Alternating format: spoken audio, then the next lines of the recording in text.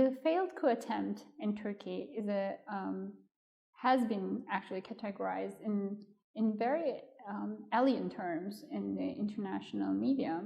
I use the word alien because they tried to, in the early hours of the coup, when the coup was happening, they tried to present it as opposition, and the opposition is taking over, doing a coup, and they had all these like small clips about how did we end up here, like explaining the coup as if the coup is a logical step of what happened, logical next step for what happened in Turkey in the past years.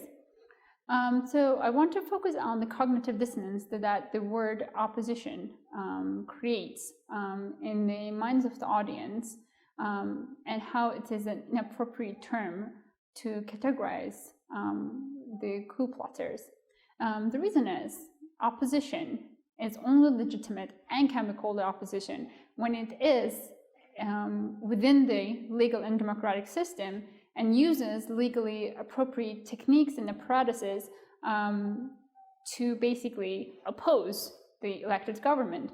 But the moment the coup planners and the coup attempters, they shoot at the civilians, they bomb the parliament, that's the moment they lose any type of legitimacy to be called the opposition, because the moment you shoot at the civilians, you become insurgents, you become terrorists. The moment you shoot the parliament, you become an enemy of the democracy. So there's a lot to be discovered with these coup plotters, but one thing we know is that they cannot be called to constitute an opposition. And when we think about the attempts to call them opposition, they feel like major blows to democratic notions. The reason is why do you call them opposition? Either you try to rationalize their attempt, or basically give them legitimate causes, or that you want to you're trying to take credit away from the people who are trying to oppose the coup. Both are very undemocratic notions. Therefore, it's very important not to categorize the coup plotters as opposition, and it's important to realize that they have gone out the realm of democracy. They chose to go out the realm of democracy, and in that way they lost all the legitimacy, and so they cannot be called opposition, which is a democratic term for the democratic system. That being said, the other issue that has been contested in the international arena is who was behind the coup. The Turkish government and some Turkish institutions expressed that they think it is the Gulenist Moment and their affiliate within the army who planned this coup. All these we are yet to see. We're going to see the evidence, and we're going to figure out all the details and of the coup and who was behind it and what was the role of the Glennis Moment.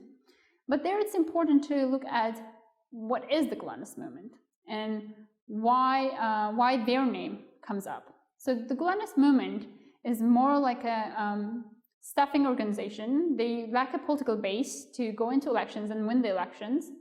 So therefore, what they do is they staff their affiliates in strategic government institutions, so almost in a way infiltrate the government institutions, that in a way to pressure the elected government officials to do basically what they want them to do. This is not a new game in Turkey. After the 60s coup, people, and especially by then in the army, have tried the same thing to limit the power of the elected officials. They empowered the institutions and staffed the institutions with their affiliates in a way to limit the authority and the policy-making capacity of the elected officials. But obviously, Gulenist movement doesn't end up there. So the way they try to legitimize themselves and is that they have institutions, registered institutions, schools. They have like the schools. They have businesses and other registered legal institutions, and they try to use this almost inductive reasoning in a way that, you know, if these institutions are legal, then as a whole, the group is legal too.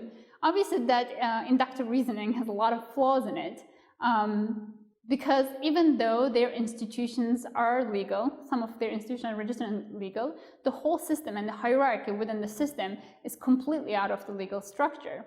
So within their hierarchy, they do not respond to the government. They're not registered. They don't have a charter. And within their hierarchy, how they organize themselves and how they make decisions is completely outside the realm of legal structure. They don't respond to the courts. They don't respond. You know, there are no checks and balances possible by the government to monitor their activity. So almost like a clandestine structures, clandestine society structure, and that's why that makes them dangerous for a democratic government and democratic institutions. And that's why people should be careful while they're thinking about the Glennis movement and should not fall into the inductive reasoning logical fallacy that just because some of their institutions are legal, that makes the whole movement in itself legal structure. That being said, the evidence is yet to follow about their moment in the coup, and there's a lot of evidence that's coming out, but obviously there's time to talk and write about them. But it's important for this point to realize that the opposition is not involved, because the legal opposition, all the people in the political parties, all the institutions who are legal institutions and they oppose the government, are not involved in this, or they didn't support this. All the political parties in the parliament gave their support to the government, and whoever has done this cannot be called an opposition because they didn't use legal means to justify the name of opposition. And the second thing is the Gulenist movement cannot be considered a legal structure or legal group just because they have some legal institutions. So putting those two things together makes understanding the scene in Turkey a little better, and what's the problems there and why people are so concerned about the Glennis moment and their affiliation within the coup. Thank you very much.